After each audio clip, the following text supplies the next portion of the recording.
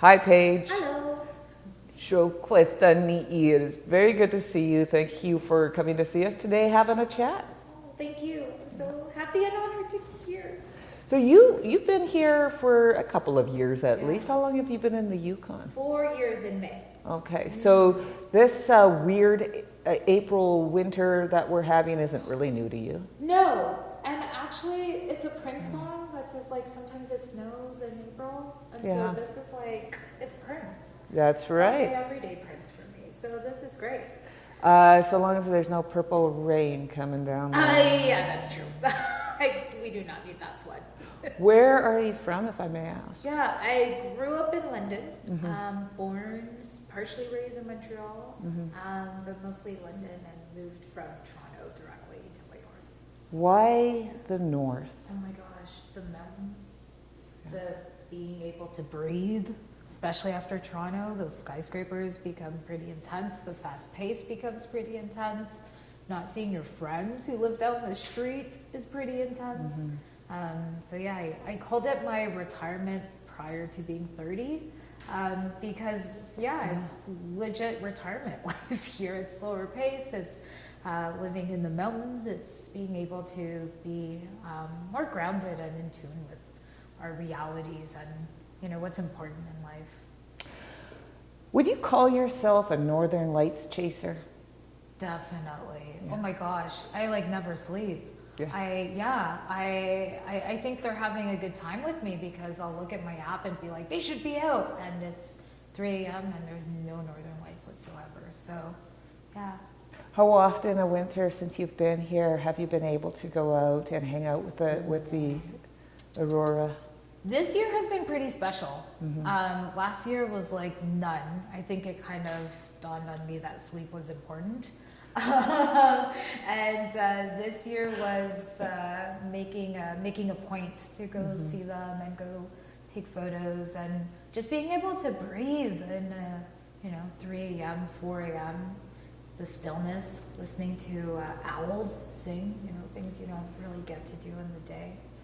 Did you ever see in person the Northern Lights before you came north? Not before I came north. Yeah. The first time was in August of 2014, and I remember hearing people scream outside, and I was like, oh my god, there must be a bear, what just happened? My friends were like, no, Northern Lights. So those are really nice. And then the other time I saw them was when I decided I was moving, and it was in Kino, and they were pink and purple, and I was like, Prince is talking to me, so I need to move here. Yeah, it was a lot. It was heavy. So and I was going to ask that next natural question, how did it feel? But do you still go back to that moment, the first time you've seen the sky look like what the sky's never looked like to you before? Yeah, and haven't since. They were, a friend of mine, we were all a group of friends in Kino for New Year's, and so a friend of mine was like, I hope they dance. I was like, they don't dance, you just see them as they are. And sure enough, they were dancing and giving us a show. I don't know, salsa, merengue, tango, all of the above. And then when the purple and pink ones came through, I was like, wait a second, I need to focus on this. This is something extraordinary. This is something that is speaking to me. It was like I don't know, was speaking another language that nobody else could understand or hear. So I don't see those anymore, but it was definitely a really intense moment for me. Maybe they were putting on a welcome show for you. Yeah, I think so. I hope so. Or time for change and transition. I think that's where I was in my life of Toronto's not doing it for you. You need community. You need to be somewhere that's welcoming, like you said. But, it's time for change. It's time to embark on a new journey. What kind of tricks would one have to know to take a good picture of the Northern Lights? Oh, no, don't ask me that. I have a good phone. Everybody asks me, and I'm like, I don't know, exposure, this and that. Just go out and you take beautiful pictures of the Northern Lights, though, so I think you've given folks the impression. Oh, good. You got some skill. Don't tell anybody. I won't. It's all the iPhone. They should pay me, actually. It's all the iPhone. So friends and family from outside, when they see you share these photos, What are their reactions? Oh, they think I'm working for YG Tourism. They think it's a lie. They're like, oh my gosh, especially racialized people. I actually, ever since my chapter came out in Until We Are Free, where I talk about being Black and in the North, I've had so many Black people message me being like, I read it in the Toronto Star. I want to know what it's like to move here. And I'm like, oh my gosh, that's a huge responsibility. I don't know what to tell you. Did you read it? Because it's a huge responsibility to have to tell people what life is like here when we don't have the same, life or calling, or things that we like to do. I like to forage, I like to learn, I like to be outside in nature, I like to ski, I like to do things that Black people don't usually do and up north. Yeah. Before you moved north, you living in the city, living in a heavily urban environment with a large population. Did you feel that longing before you came here? It was different.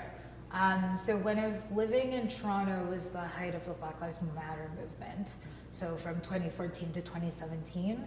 And I had moved to Toronto from Ottawa because I was searching for my Black community, my Black fam.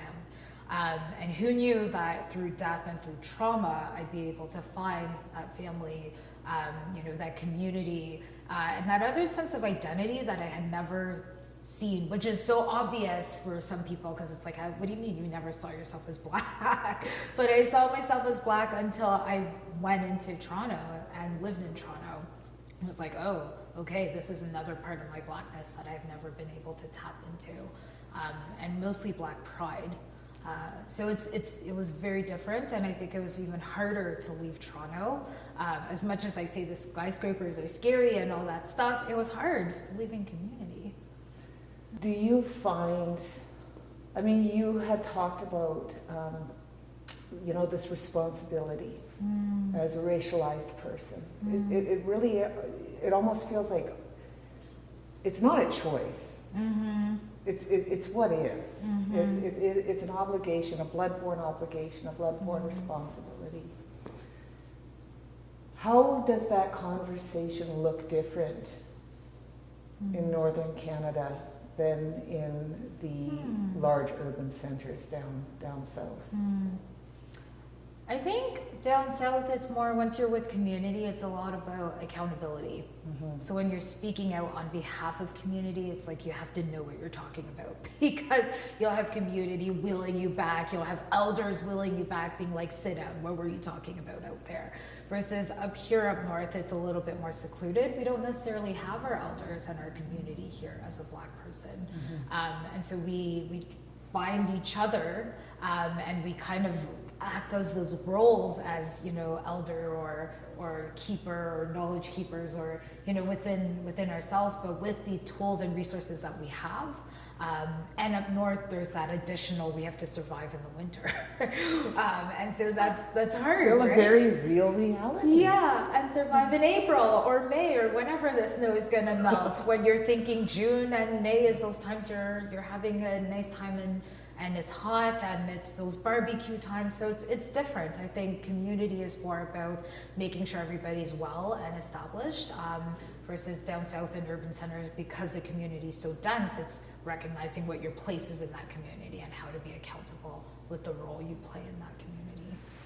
You had talked about how you didn't expect the death and the trauma to be a part of that informing you as a Black woman when you were going into Toronto. Do you find that the collective racialized experience reacting to the system, to the systemic issues that are still faced, form what it means to be a racialized person?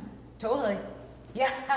I thought I was going to go to Toronto and as we Black people say, I'm going to kiki, I'm going to party. I thought it was going to be great. I'm just going to live my best life. I didn't think I was going to go into activism. And I think that activism was before we get to party and we get to have a good, fun life, we need to recognize that we are still facing a lot of barriers. And, just because one of us gets to party doesn't mean that, you know, we have to let the ones that don't get to party, the ones that are still in mourning, the ones that fear for children, the ones that their children are going through. There's so much happened in Toronto that really opened my eyes of, oh, I have to fight. This fight is not just for me, but it's for my futures. It's for my friends' futures. It's for the generations past. It's for the elders. It's for the elders that are still fighting, that don't have it in them to fight anymore. So yeah, it's a lot. It's a lot.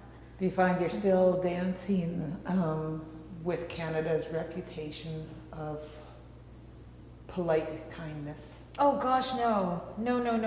I've stopped being kind and politically correct in a very long time ago. I think Toronto and that activism brought out that unapologeticness in me, but affirmed it. But no, I'm definitely, anybody that knows me and talks to me would not say I'm pro-Canada. I'm not that person. I'm still the one that challenges what that means. And, you know, on July 1st, that's not a happy day for me. It's not a day where I go and celebrate. For, if anything, it's a commemoration, and it's a land acknowledgement in itself of where am I and what's my position here and what's my place and how much am I profiting on the detriment of other people. So no. Do you think that mass education of the real history and that what we don't see in mainstream modern media, when we start to see that serve history in a clearer, truer way, do you think that might lead us to being able to celebrate Canada when we get there? That's a good question. I think what we will be celebrating will be important, because as much as there's education out there, I think people hold on to certain aspects of educations and truths that they see reflect what they see as celebration. And so, yeah, we're a country that's very diverse. And I think for sure, you know, there's been a lot of strides. And when we hear the conversation around decolonization, there's been a lot of strides for First Nation and Métis people. But for some reason, we don't think of decolonization for Black people. We don't think of decolonization for East Asian, South Asian Canadians. And so that celebration will take a long time, I think, before it comes. We have a very short memory when it comes to our relationship with Black Canadians. Very much so. Yeah. Or even the history being told, right? The displacement of Black Canadians is always, oh, Halifax. There's never conversations about how Ontario, or, you know, even of the North, even of the North is a very fascinating conversation of Black history in the North. Can you share some of that with us right now? The most that I've learned from, I have to give shout out to the Hidden Histories Society of Yukon, who always does the work and bringing it back up. I was so surprised by the history of Black soldiers. And you know, we always see the Army and reflect on the Army and veterans. We never talk about Black veterans. And so just the building of the Alaska Highway for me was wait a second, there are Black people here? Let's talk about this. Let's have a pause. And I find with Yukon, the fact that we're close to Alaska, we have a lot of history that is, not mimics, that's shared. We have shared history with Alaska. And so it's, for me, what's interesting is, and I've asked people from Hidden Histories is, you know, as the Black Canadians, do we share more of Black American history or Black Canadian history?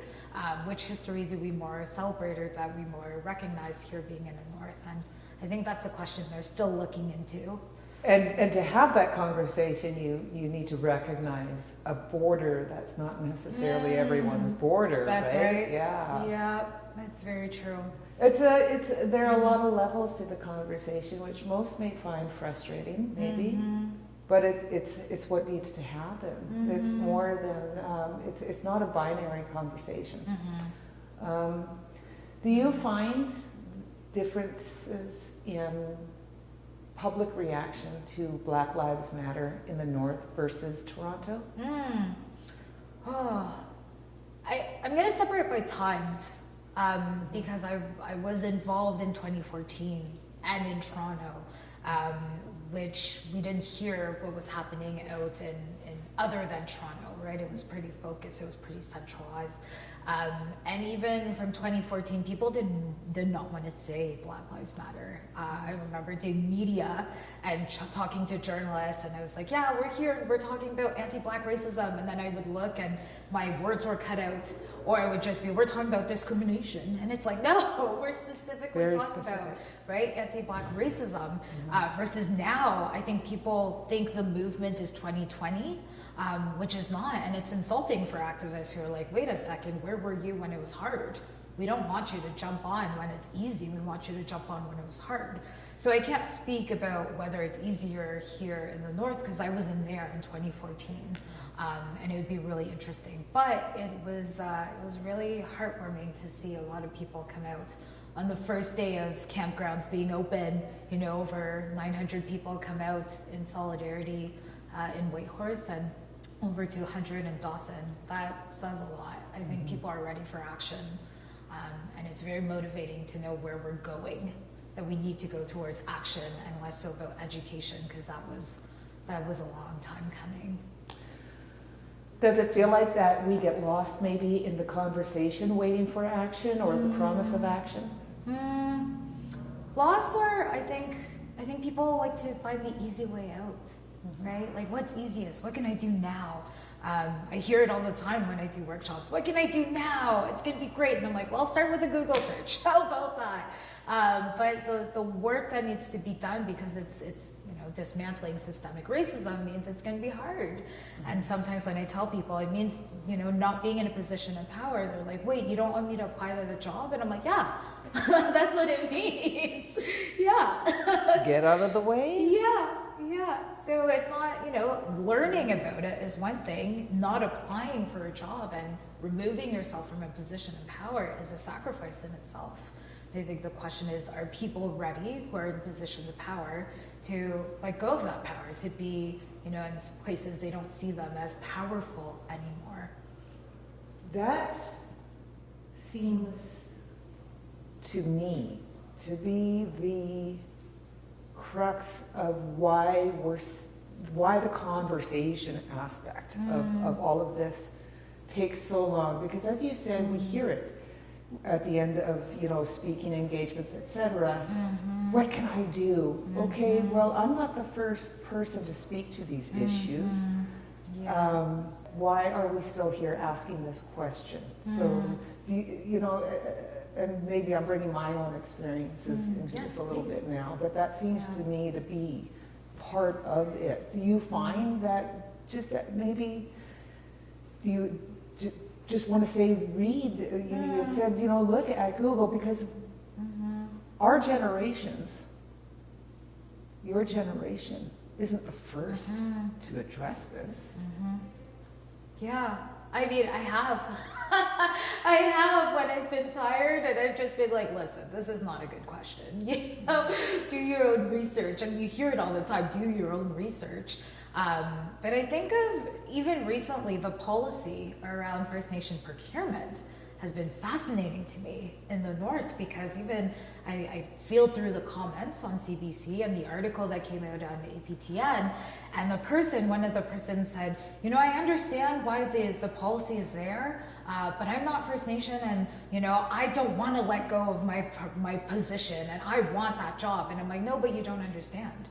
You just said it black and white in this article, that you actually don't understand what it means, because really that policy, if you did understand, you'd understand that it's about equity, and equity is about letting go of your privilege. And so it's not about first come, first serve, because people don't get to come, period, right, at the starting line. So I love things like that, where it's like, it's right in front of me, and so when people say, what can I do? I'm like, well, do you not see what's happening right now? You can comment on that, and you can educate your bubble. We understand COVID as bubbles. Educate your bubble. Start there. Do you find that there's a sense of, yeah, we'll hire you, we really want you to be a part of this organization, and it's probably not spoken, and I certainly hope it's not, but that there might be the sense of the unspoken, if you don't act too black? I mean, it's funny you're asking me this question, considering what happened last summer. Yeah, I remember when I remember when you got in position, it was like, oh my gosh, things are going to change, and there's that hope, right? There's that hope of things are going to change because we see that representation, and it's the understanding, and especially as racialized people or Black people, that yeah, we see the hope, but what actually happens behind closed doors is something totally different. And so I think even with the work of diversity and inclusion, I think people understand diversity, but don't understand inclusion, and don't understand that inclusion actually means that the culture in that workspace, it's a white culture, and that inclusion means you have to change that culture. You can't have white culture anymore. And so it's fascinating, you can't be too Black. You know, we want you as an activist. Oh my God, you've done so much work. Black Lives Matter, that's so great. But you don't get to disrupt. You don't get to do that. You get to write a statement. That's great because you have the words for it. But the disruption, oh no. Yeah, happens all the time. All the time.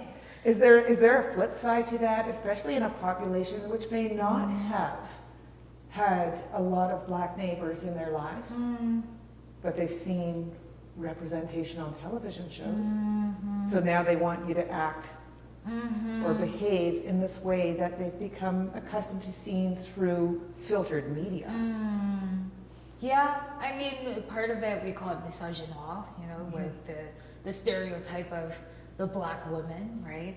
The angry Black woman. It's never a woman who's passionate, although I've heard that with me a lot. People say, you're passionate. I'm like, what does that mean? Why aren't you passionate? Like, what do you mean I'm passionate? Aren't we all? Right? So it's like these terms that are also used as it's the new sassy, right? I see passionate as Paige, you're sassy. It's not like I'm actually taking in what you're saying and reflecting and affecting change. So there is the opposite. There's we have the activism. That activist is going to be passionate. That activist doesn't get to be quiet and let you do your mistakes and let you do the work. You as an activist, you have to do the work. So there is the flip side. And of course there's the other flip side where it's like, I'm asserting myself and I'm showing you my leadership, and it's, oh, but you're too loud and you're angry. Why are you angry right now? Nobody's angry. And it's like, no, I'm not angry. I'm telling you, you have to change your ways. That's it, that's all. So yeah, there's always the flip side. Otherwise, you just end up, you're going to want to be walking around with a monotone voice. Oh my gosh, that's so boring. Oh, or maybe that is passionate, I don't know. and it's the same thing. Christine, you're so passionate about language. I'm like, am I? Or am I desperate not to let this language go? I mean, there's a lot of words we can use to describe it. It's passion, but it is also that. It's blood-borne responsibility and obligation to educate and to lead and to have the conversations that have been really scary to have for everybody involved. Yeah.